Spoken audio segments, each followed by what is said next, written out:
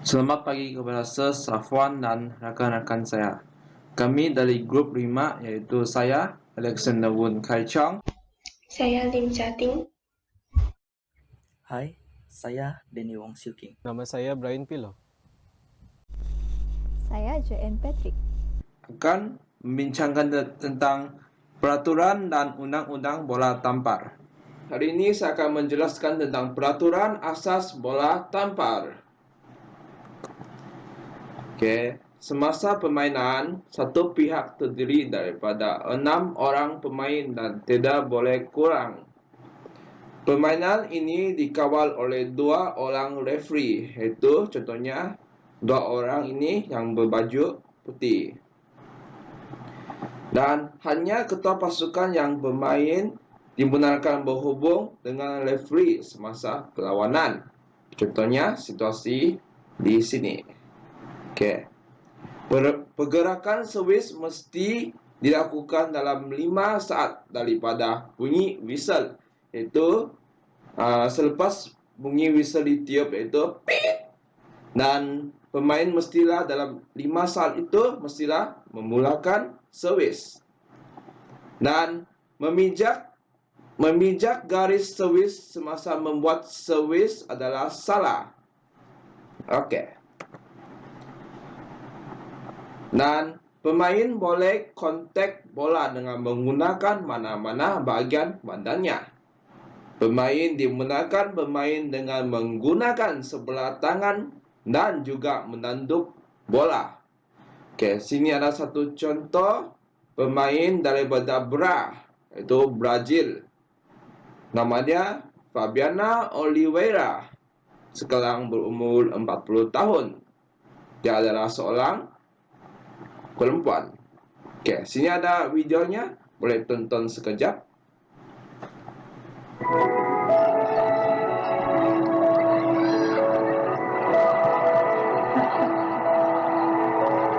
Fantastic dig there with the foot, which is perfectly laid.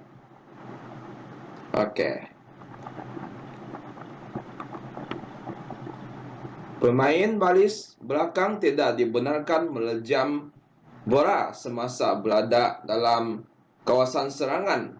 Contohnya, berada dalam kawasan serangan atau terpijak garisan 3 meter.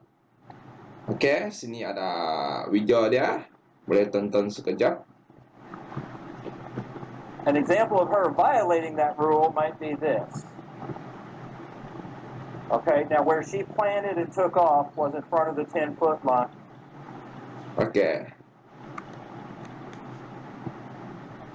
Selepas itu, pasukan boleh meminta 2 kali rehat dan 6 pertukaran dalam setiap set. Dan permainan setiap set tamat apabila satu pihak berjaya memperoleh mata ke-25. Dan jika skor sampai 24 sama, iaitu jus, permainan set itu akan tamat jika satu pihak itu mendapat kelebihan 2 mata daripada lawannya.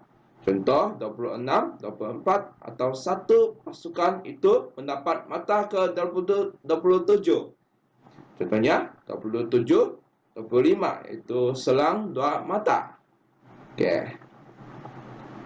Dan selesai tugas saya. Sekian, terima kasih. Seterusnya saya akan membentangkan undang-undang pasukan. Elemen pertama adalah pendaftaran. Setiap pasukan dibenarkan mendaftar 12 orang pemain, seorang jurulatih, maksimum 2 orang penolong jurulatih, dan seorang dokter perubatan. Nama kapten wajib dinyatakan dalam borang skor. Pemain yang telah direkodkan namanya dalam borang skor tidak boleh tukar setelah jurulatih dan kapten menandatangani borang tersebut. Elemen kedua adalah ahli pasukan. Seperti yang dinyatakan sebelum ini, pasukan terdiri daripada jurulatih, penolong jurulatih, kapten, pemain dan juga pemain libero. Peranan jurulatih adalah memberi arahan kepada pemain dan ahli yang duduk di atas bangku sewaktu perlawanan berlangsung. Dia juga akan menandatangani borang skor. Penolong jurulatih boleh duduk di atas bangku pasukan, tetapi tidak boleh bercampur tangan dalam pertandingan. Penolong jurulatih juga akan ganti fungsi jurulatih sewaktu jurulatih tidak berada setelah kapten memberitahu referee.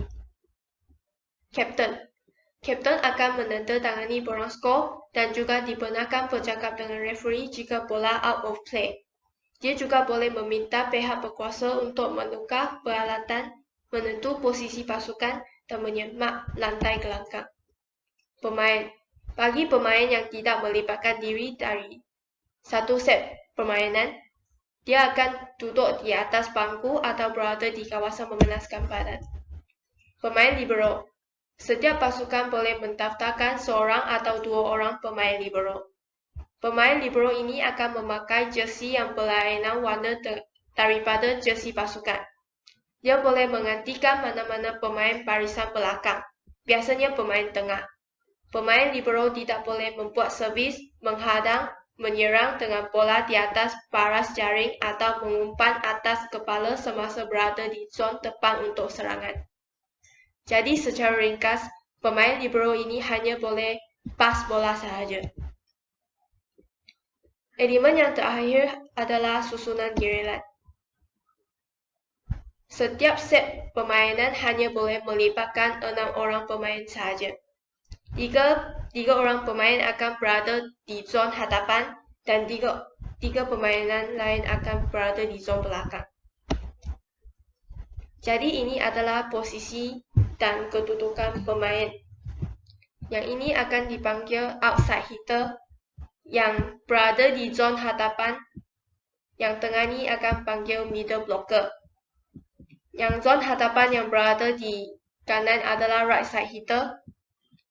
Yang zon belakang bahagian kiri akan dipanggil outside hitter.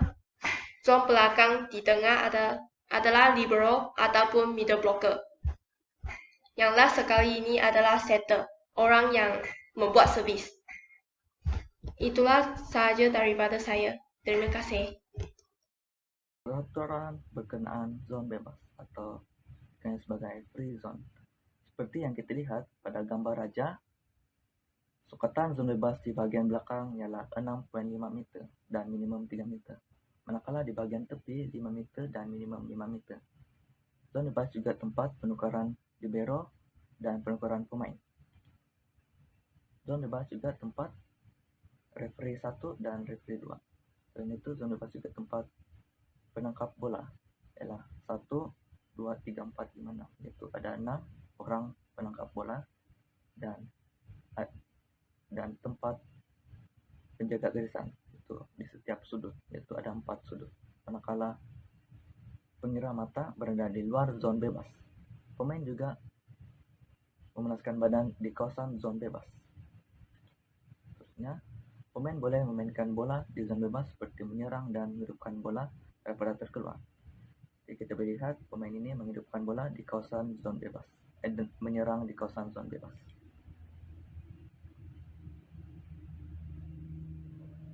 Dia berlari di kawasan zon bebas untuk menyerang.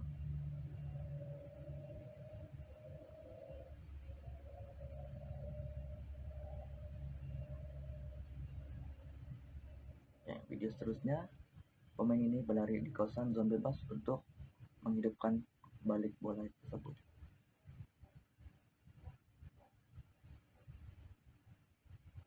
Pemain ini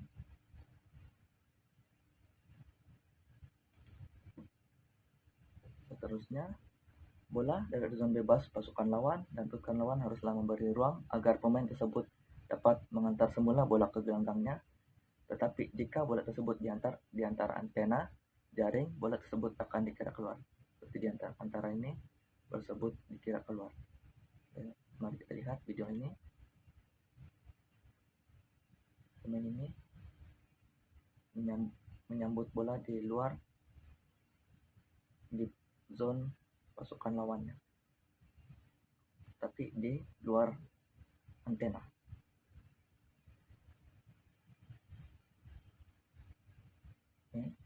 Gangguan yang dilakukan oleh orang luar yang bukan pemain dalam gelanggang seperti terkena referee ataupun meminta coach untuk menyambungkan bola ataupun bola terkeluar daripada zon bebas dianggap bola keluar. Tengok bilik ini. Pemain ini ingin menyambung bola yang sudah keluar pada zona bebas tapi dianggap batal. Oleh itu, referee kedua harus mengambil berat tentang free zone dari sebarang halangan yang boleh menyebabkan kecederaan pemain seperti botol dan sebagainya.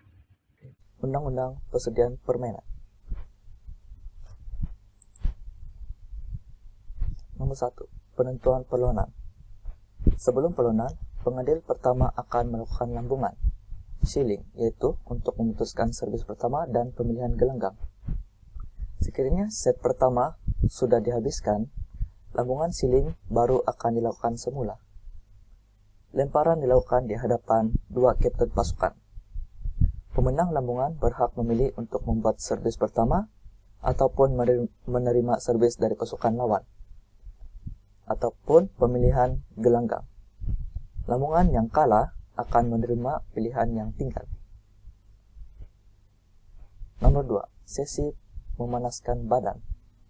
Sebelum perlawanan, jika pasukan tersebut sebelumnya telah bermain secara berterusan, mereka berhak mendapat 6 minit pemanasan bersama di jaring. Jika tidak, mereka mempunyai 10 minit. Untuk pertandingan FIVB, dunia, dan pertandingan rasmi, sesi pemanasan badan bersama di jaring ialah 10 menit. 3 menit atau 5 menit untuk setiap pasukan sekiranya salah seorang kapten meminta pemanasan secara berasingan. Sekiranya pemanasan rasmi dilaksanakan berturut-turut, pasukan pertama yang mempunyai servis mengambil giliran pertama pemanasan badan di jaring. Nomor 3. Kelewatan. Hanya 15 menit saja akan diberikan kepada sesuatu pasukan yang lewat tanpa alasan yang kukuh daripada jam yang telah ditetapkan dan akan dianggap mengaku kalah. Selepas itu lawannya akan diberikan kemenangan percuma, yaitu 0-3 dengan kiraan 0-25 setiap set. Nomor 4. Pasukan tidak lengkap. Pasukan yang mempunyai kurang daripada 6 pemain dianggap tidak lengkap dan tidak dibenarkan bermain dalam set atau perlawanan. Pasukan lawan akan diberikan poin dan set untuk memenangi perlawanan tersebut.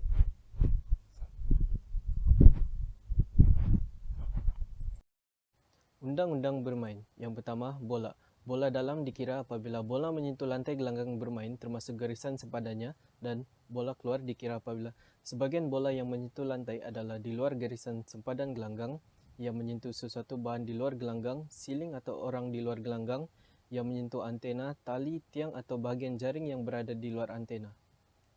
Seterusnya, pemain tidak dibenarkan membuat pukulan larangan, pemain tidak dibenarkan membuat pukulan terbantu, pemain tidak dibenarkan menyentuh bola berturutan kecuali menyandang, dan sesuatu pasukan tidak dibenarkan memukul bola 4 kali sebelum mengembalikan bola kepada pihak lawan kecuali menyandang.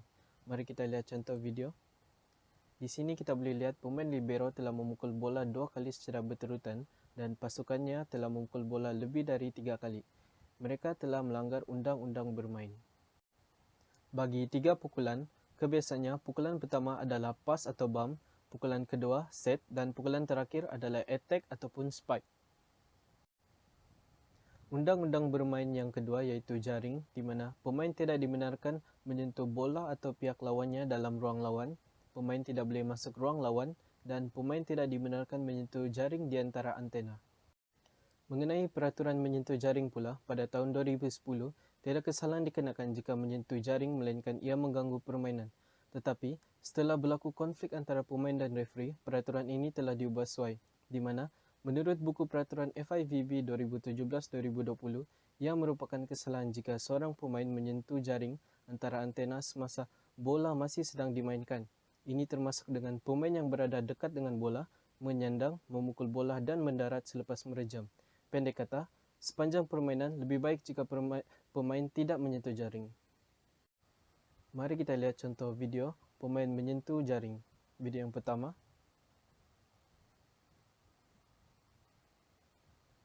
Adakah pemain ini melakukan kesalahan ataupun tidak? Jawapannya tidak, kerana walaupun dia menyentuh jaring, jaring itu tidak berada di antara antena. Video yang seterusnya.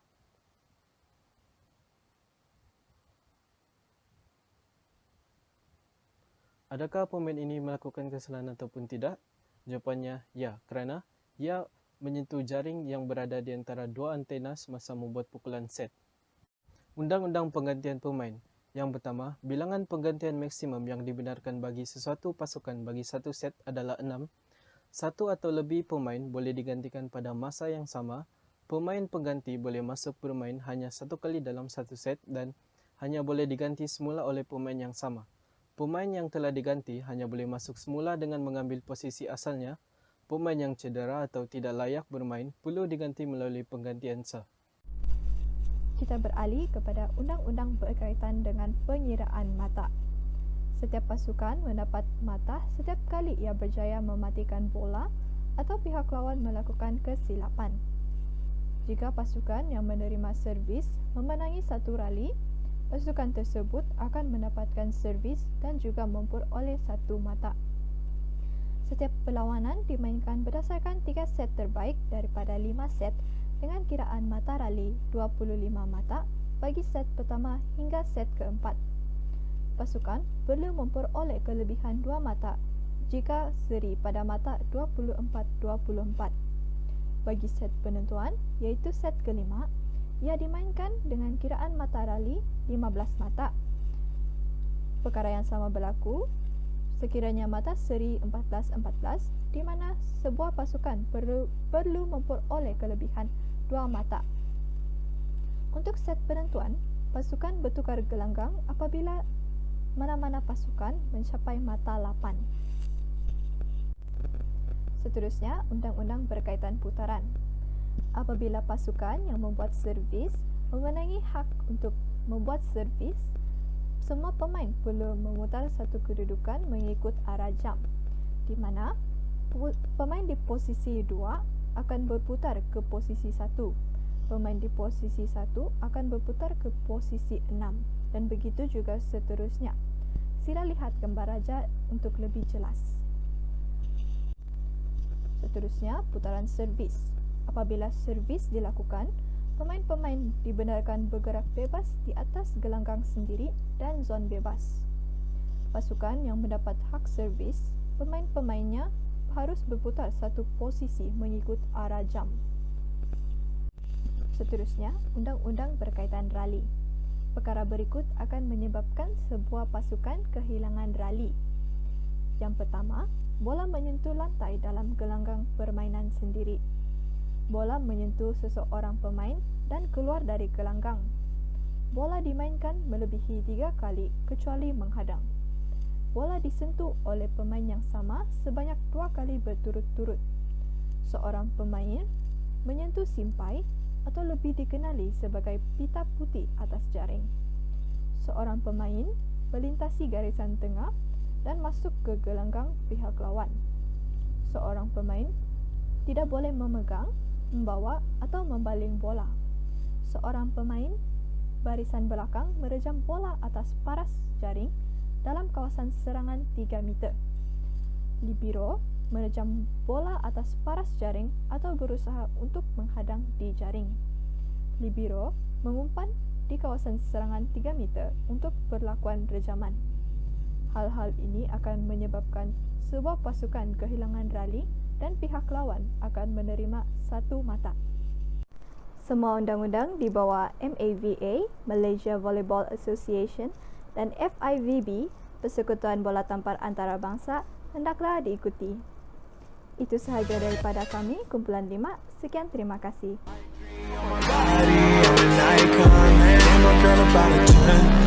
I should fuck her in the Benz.